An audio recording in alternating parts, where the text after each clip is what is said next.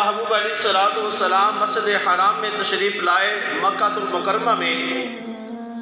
تو روایت میں آتا ہے کہ آپ کے قلب اطہر کو، سینہ مبارک کو آپ کو چیرا گیا، اور آپ کے سینہ مبارک کو چیر کر آپ کے قلب اطہر کو نکال کر آب زمزم میں دھویا گیا، اور محبت سے لکھنے والے، محبوب کا عشق اپنے دل میں بسا کر اپنی قلبوں کو تڑپانے والوں نے لکھا کہ محبوب کے قلب اطہر کو زمزم میں دھویا نہیں، بلکہ زمزم میں محبوب کے قلب اطہر کو، دل شریف کو وہاں رکھا، تاکہ قیامت تک کر آنے والے مسلمان اس زمزم کو پی کر محبوب کی محبت اپنے دلوں میں بساتے چلے۔ محبوب علیہ الصلوۃ والسلام شق صدر ہوا نا، تو محبوب علیہ الصلوۃ والسلام کو غسل شریف وہاں ہونے کے بعد آپ مسجد حرام سے مسجد اقصیٰ کی طرف جاتے، راستے میں اب مسجد حرام سے مسجد اقصیٰ کا راستہ جو ہے وہ سیدھا بھی جایا جا سکتا ہے، لیکن اللہ کی طرف سے حکم یہ تھا کہ یروشلم کی طرف سے ہوتے ہوئے جس طرف حضرت موسیٰ علیہ نبینا علیہ الصلوۃ والسلام کا مزار مبارک ہے، اللہ کی طرف سے حکم ہوا کہ راستہ وہ اختیار کرنا ہے، تو علماء کرام نے اس بات میں ایک نکتہ یہ لکھا ہے کہ اللہ بھی چاہتا تھا کہ میرا محبوب قبر سے ہو کر آئے، مزار سے ہو کر آئے۔ جو لوگ مزار پر جانے کا اعتراض کرتے ہیں کہ مرنے والے کیا دے سکتے ہیں، دادا علی حجویری کیا دے سکتا ہے، بابا فرید الدین مسعود گنج شکر کیا دے سکتا ہے، وہ تمہارا عقیدہ ہے، لیکن ہم یہ اللہ کا محبوب علیہ الصلوۃ والسلام کے ان پیارے غلاموں کا عقیدہ یہ ہے، اللہ دیتا ہے لیکن دیتا اپنے حبیب کے صدقے ہے، اللہ دیتا اپنے پیاروں کے صدقے ہے، ہماری زبانیں ایسی نہیں۔ حکم ہو نا، محبوب علیہ الصلوۃ والسلام نے ارشاد فرمایا کہ اپنے لیے دعا کروایا کرو،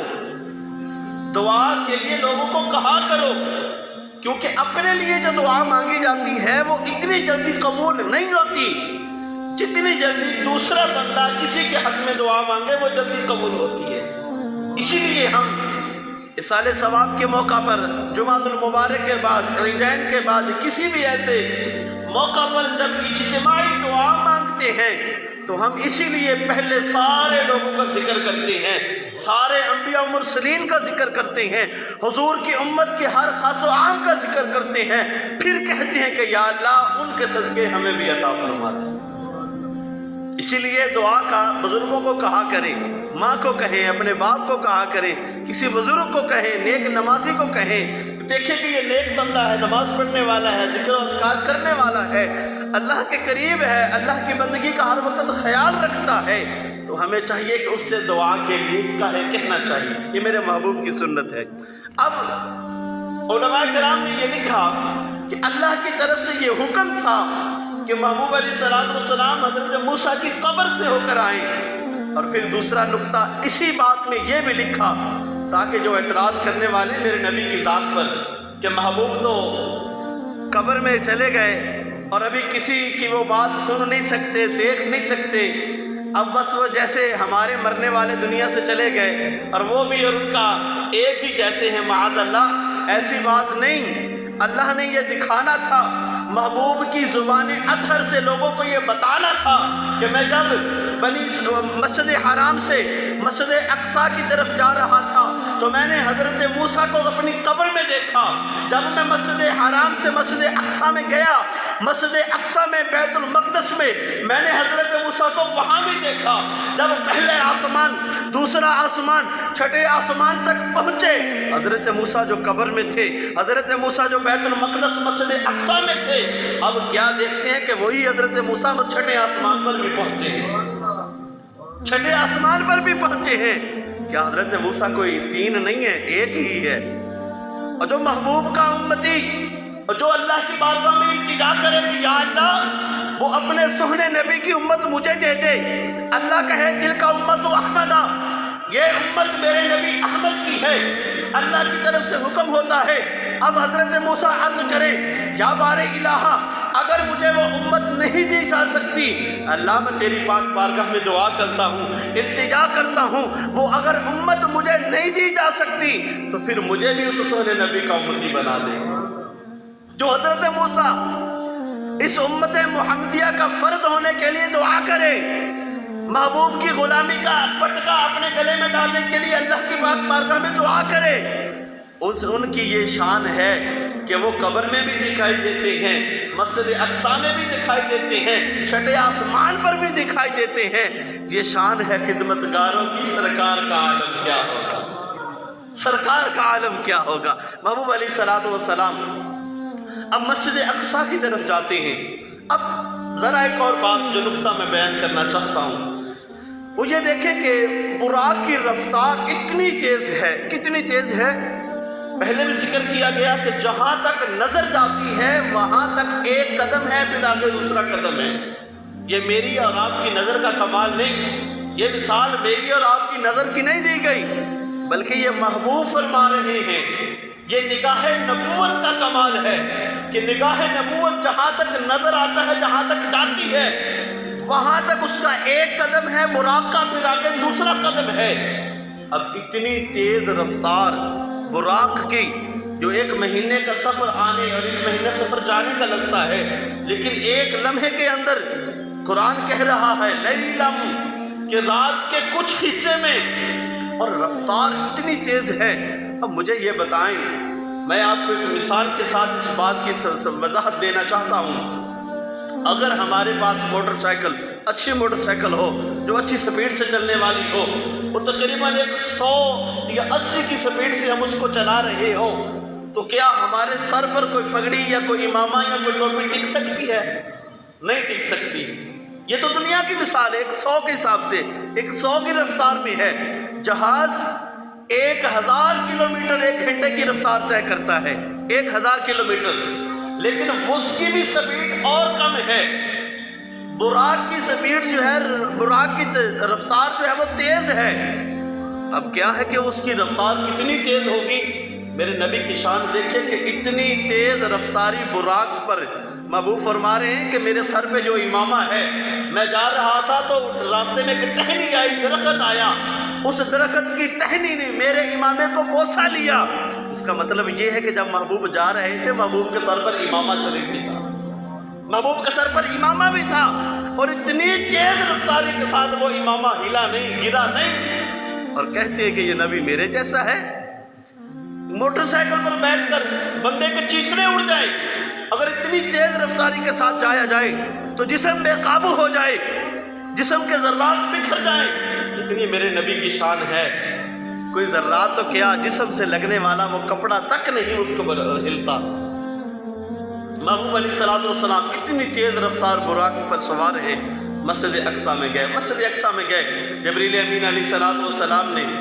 اشارہ کیا کہ محبوب آپ تشریف یہاں لائیں، یہ مصلی آپ کے لیے ہے، یہ مصلی آپ کے لیے ہے۔ محبوب علیہ الصلوۃ والسلام کے پیارے غلاموں، لوگوں نے لکھا کہ جب محبوب علیہ الصلوۃ والسلام مصلی پر کھڑے ہو کر نماز پڑھا رہے تھے، نوافل۔ اب نوافل کتنے ضروری ہیں اس بات کی بھی ذرا سن لیں۔ ہم تو کہتے ہیں کہ جناب بس فرض پڑھے، سنتیں پڑھی، اور جناب اس کے بعد لوگ کہتے ہیں کہ نوافل کیا پڑھنا، سوال تو صرف فرائض کے بارے میں ہوگا۔ محبوب علیہ الصلوۃ والسلام جب مسجد حرام سے چلے ہیں تو 2 نوافل وہاں پہ ادا کیے ہیں،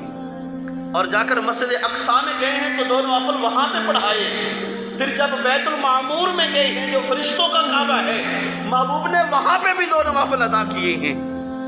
اور نوافل کے ذریعے ہی اللہ تعالیٰ کی بندگی اختیار کی جاتی ہے، اللہ کا قرب نصیب ہوتا ہے۔ محبوب علیہ الصلوۃ والسلام ارشاد فرماتے ہیں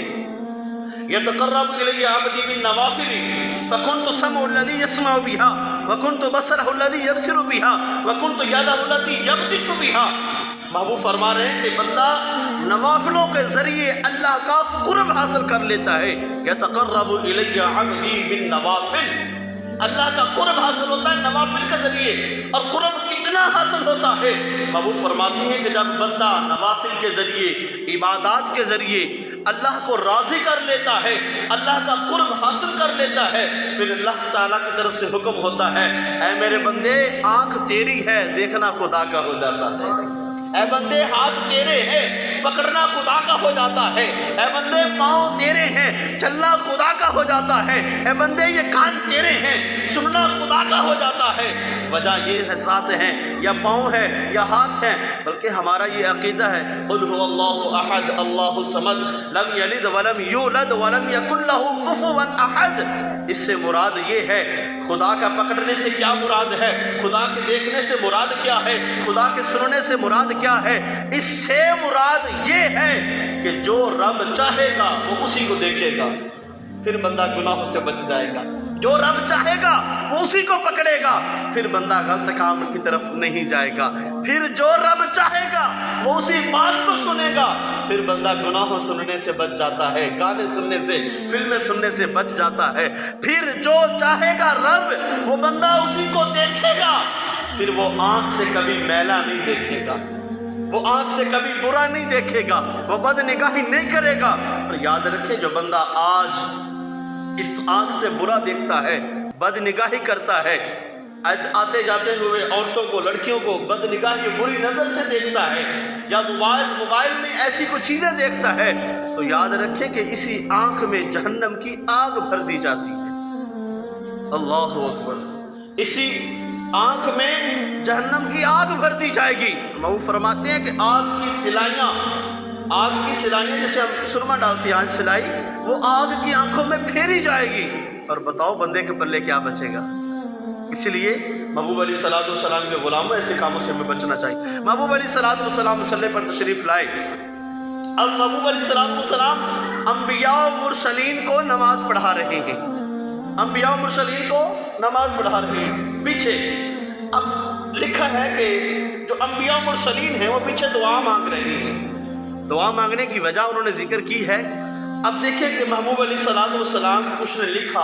کہ محبوب علیہ الصلوۃ والسلام اتنا سونا اور اتنی پیاری آواز میں قرآن پاک پڑھ رہے تھے کہ وہ لوگ کہتے ہیں وہ انبیاء مرسلین کی یہ التجا تھی، دعا یہ کر رہے تھے کہ یا اللہ یہ وقت کبھی ختم نہ ہو، تیرا نبی قرآن پڑھتا رہے اور ہم پیچھے کھڑے ہو کر سنتے رہے۔ وہ دعا یہ مانگ رہے تھے یا اللہ تو نے اپنے نبی کو اپنے پاس بلا کر معراج کے لیے بلایا، معراج کروانی ہی کروانی ہے، یا اللہ ہم جو اتنے صدیوں سے اتنے سالوں سے تیرے حکم سے دنیا میں آئے اور آ کر لوگوں کو کہا لوگوں سن لو ہم تو اللہ کا پیغام لے کر آئے ہیں، آخری نبی وہ شانوں والا نبی، وہ برکتوں والا نبی، وہ رحمتوں والا نبی، وہ بڑے کرم والا نبی جس کے لیے یہ کائنات سجائی گئی، لوگوں وہ آنے والا ہے۔ یا اللہ ہم نے تو سنا تھا اس کی بڑی برکتیں ہیں، اسی کے صدقے دعا بھی قبول ہوتی ہے، اسی کے صدقے شفاعت بھی ہوگی، اسی کے صدقے اسی کا نام جو ہے اس پیارے محبوب کا نام جنت کے ہر چیز پر لکھا ہوا ہے، حتیٰ کہ جتنی بھی حوریں ہیں ان حوروں کی آنکھوں میں اس میں محمد لکھا ہوا ہے، اور جنت کی ہر چیز پر اس میں محمد لکھا ہوا ہے۔ وہ اتنی شانوں والا نبی، اتنی برکتوں والا نبی، یا اللہ وہ کتنی برکتیں والا ہے، کتنا حسین ہوگا، اس کا اخلاق کتنا اچھا ہوگا، وہ بات کرے گا تو لوگ کتنے پیار سے اس کے لبہائے مبارک کی طرف دیکھتے رہ جائیں گے، وہ باہر نکلے گا تو لوگ اس کے حسن کی خیرات مانگنے کے لیے لائنوں میں کھڑے ہوں گے۔ یا اللہ اتنی برکتوں والے نبی کی ہم نے صرف باتیں سنی تھی، آج دیکھ بھی لیا کہ وہ بڑے کمال والا نبی ہے، آج دیکھ بھی لیا کہ وہ بڑی شانوں والا نبی ہے۔ یا اللہ ابھی تو ہمارے پاس آیا، دعا مانگتے ہیں کہ یا اللہ یہ لمحہ کبھی ختم نہ ہو، تو نے نبی کو اپنے پاس بلا کر، اپنے محبوب کو اپنے پاس بلا کر معراج کروانی ہے۔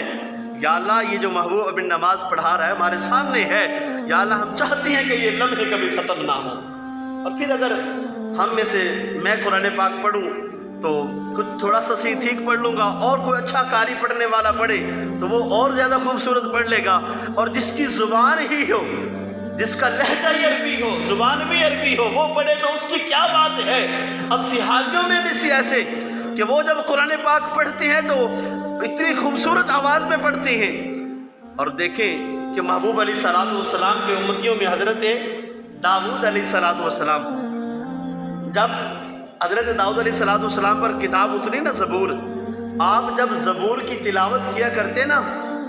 ایک نبی قرآن پاک میں اب وہ حضرت داؤد علیہ السلام زبور شریف کی تلاوت کرتے ہیں تو قرآن ہمیں کہتا ہے جب آپ تلاوت کیا کرتے تھے تو آسمانوں میں پرندے رک کر آپ کی تلاوت سنا کرتے تھے، اتنے خوبصورت آواز میں۔ اور آپ اگر جنگلوں میں بیٹھ کر حضرت داؤد علیہ السلام زبور شریف کی تلاوت کرتے ہیں تو اتنی خوبصورت آواز کے اور اتنے زبردست انداز میں آپ تلاوت کرتے ہیں کہ آپ کے ساتھ پہاڑ بھی تلاوت کرنا شروع کر دیتے ہیں، پہاڑوں کے پتھروں میں سے آواز آنا شروع ہو جاتی ہے۔ اور وہ نبی بھی میرے محبوب کے پیچھے ہاتھ باندھ کے کھڑے ہیں، اور جب میرا محبوب قرآن پڑھے تو پھر اصل میں پڑھنے کا حق جو ہے وہ ادا محبوب ہی فرماتے ہوں گے۔ تو دعا مانگ رہے تھے اسی لیے کہ یا اللہ یہ جو لمحے ہمارے پاس ہے یہ کبھی ختم نہ ہو۔ تو محبوب علیہ السلام مسجد اقصی سے ہو کر اب وہ لبادہ بشریت اتار کر مسجد پہلے آسمان کی طرف پھر دوسرے آسمان۔ اب لوگ اس بات پر بھی اعتراض کرتے ہیں کہ آسمانوں میں تو دروازے نہیں، آسمان پھٹ بھی نہیں سکتا، آسمان کو ہٹایا بھی نہیں جا سکتا، تو پھر محبوب اوپر کیسے تشریف لے گئے؟ وہ ابھی اسی بات پر لگے ہوئے ہیں کہ آسمان میں دروازے نہیں۔ سائنس بھی کہتی ہے کہ آسمان میں دروازے نہیں، تو وہ گئے کہاں سے؟ وہ بھی سوچ رہے ہیں میرا نبی گیا بھی اور پھر آ بھی گیا۔ قرآن نے ہمیں کہا، قرآن سے پوچھ لیتے بھی تمہارے پاس کوئی ایسی مثال ہے کہ آسمان میں سے بندہ آ جا سکتا ہے، یا آ سکتا ہے، یا صرف فرشتے ہی ہیں کہ جو ان چیزوں کے محتاج نہیں وہ جا سکتے ہیں یا آ سکتے ہیں؟ تو ہم نے قرآن میں یہ بھی پڑھا ہے کہ اللہ تعالیٰ نے حضرت اماں حوا اور حضرت آدم کو زمین میں بھیجا کہ نہیں بھیجا؟ کہاں سے بھیجا ہے؟ جنت سے بھیجا ہے، آسمانوں سے بھیجا ہے، ایسے ہی نہیں؟ پھر ہمارا عقیدہ ہے کہ حضرت عیسیٰ نبینا علیہ السلام، عیسائیوں کو یہ عقیدہ ہے کہ وہ معاذ اللہ سولی پہ چڑھ گئے اور انہوں نے اپنے آپ کو لٹکا لیا، یہ ان کا عقیدہ ہے۔ اور ہمارا یہ عقیدہ ہے، قرآن نے ہمیں کہا کہ اللہ تعالیٰ نے ان کو زندہ و جاوید اسی طرح آسمانوں پر اٹھا لیا۔ قرآن نے ہمیں کہا، قرآن سے ہم نے پوچھ لیا، جب قرآن نے بتایا کہ حضرت اماں و حوا حضرت آدم علیہ السلام وہ آسمانوں سے نیچے تشریف لائے اور حضرت عیسیٰ روح اللہ علیہ السلام وہ زمین سے آسمانوں کی طرف گئے، حضرت عیسیٰ اوپر جا سکتے ہیں، حضرت آدم حضرت اماں حوا علیہ السلام وہ اوپر سے نیچے آ سکتے ہیں، تو میرا نبی بھی جا بھی سکتا ہے اور آ بھی سکتا ہے۔ میرا نبی تو پھر ان کا امام ہے، وہ جا بھی سکتا ہے اور آ بھی سکتا ہے۔ جو آئے ہیں وہ ابھی دوبارہ جنتوں میں گئے نہیں، جو اوپر گیا ہے وہ ابھی آیا نہیں، آنا ہے، لیکن میرا نبی گیا بھی ہے اور پھر آیا بھی ہے۔ میرے نبی کی شان ہے۔ لوگ کہتے ہیں کہ جناب یہ کیسے ہو سکتا ہے، دروازے نہیں؟ پھر ہمیں تو اس کی تاریخ میں ڈیٹیل میں ملتا ہے کہ آسمانوں پر جا کر دروازہ کھٹکھٹایا جاتا ہے، دروازے کے دربان جو ہے وہ پوچھتے ہیں بھی کون ہے؟ حضرت جبریل امین علیہ السلام فرماتے ہیں کہ میں بھائی تمہارا سردار ہوں، آنا جبریل۔ پوچھتے ہیں بھی آج جبریل کی نہیں، آج ومما کا، آج آپ کے ساتھ آیا کون ہے؟ پہلے یہ بتاؤ، آج آپ کے کہنے پر دروازہ نہیں کھلے گا۔ جو آج آسمانوں کا دلہا ہے نا، آپ سردار ہمارے ضرور ہیں، لیکن آج اس آسمانوں کا بادشاہ جو ہے وہ اپنی بادشاہت دیکھنے کے لیے جو آ رہا ہے، آج اس وزیر کی نہیں بلکہ بادشاہ کی چلے گی۔ وہ فرماتے ہیں کہ میرے 2 وزیر دنیا میں ہیں اور 2 وزیر آسمانوں پر ہیں۔ تو آسمانوں میں راستے بھی ہیں، وہ اللہ جسے چاہے جو عطا فرمائے، تو وہ چھپے ہوئے پتھروں کے اندر کیڑے کو بھی رزق دیتا ہے۔ معراج کے معجزے کو اللہ نے کہا ہے کہ سبحان الذی اسریٰ بعبدہ، کہ پاک ہے وہ ذات جس نے یہ سیر کروائی۔ اور میرے محبوب کی اس معراج پر اعتراض کرنے والے، ان کو یہ نبی کی سیر سمجھ نہیں آ رہی، محبوب کا سفر کیسے سمجھ آئے گا؟ سیر تو ہوتا نا آرام آرام سے ٹہل ٹہل کر جانا، چلنا پھرنا۔ یہاں سے ہم نے جانا ہو جناب سکھ پور میں، چلو کہ سیر کرتے کرتے چلتے ہیں، چلتے چلتے بھی تقریباً 1 گھنٹہ تو لگ جائے گا، اور جانا ہو بھی جلدی چلے، ذرا گاڑی نکل جائے گی، یا سفر کے لیے جانا، ویسے کسی کام سے جانا ہو تو ہم یہی سوچیں کہ ہمارے پاس موٹر سائیکل کیا گاڑی ہونی چاہیے تاکہ جلدی سے جلدی وہاں پہ پہنچ جائیں۔ تو یہ مثال دی گئی ہے، یہ میرے نبی کی سیر ہے، ابھی سفر نہیں ہے، یہ سیر ہے کہ رات کے لیلم من المسجد الحرام لیلن، کہ یہ رات کے کچھ حصے میں اللہ نے اتنا کچھ اپنے نبی کو دکھا دیا۔ جنت بھی دیکھی، جہنم بھی دیکھی، جہنم میں ہونے والے عذاب بھی دیکھے، ان کو عذاب کیوں ہو رہا ہے وہ سبب بھی جانا، اور جنت کی سیر بھی کی۔ محبوب علیہ السلام نے اپنے پیارے صحابہ کو آ کر بتایا بھی کہ میں نے فلاں کا بھی مقام جنت میں دیکھا، فلاں کا مقام بھی جنت میں دیکھا، فلاں کا گھر بھی محبوب علیہ السلام فرماتے کہ میں نے دیکھا۔ کریمہ کا علیہ السلام پہلے آسمان، دوسرے، تیسرے، چھٹے آسمان پر جاتے ہیں، حضرت موسیٰ علیہ السلام کو وہاں بھی پاتے ہیں۔ محبوب علیہ السلام نے دیکھا کہ حضرت موسیٰ علیہ السلام وہاں ساتوں آسمانوں کے بعد، کچھ خلا کے بعد مقام سدرہ ہے، وہاں پہ جبریل امین علیہ السلام بھی ساتھ چھوڑ دیتے ہیں، کہتے ہیں کہ یا رسول اللہ میں آگے نہیں جا سکتا۔ کیوں نہیں جا سکتے؟ کچھ لمحہ بھی آگے جاؤں گا تو میرے پر جو ہیں وہ جل کر راکھ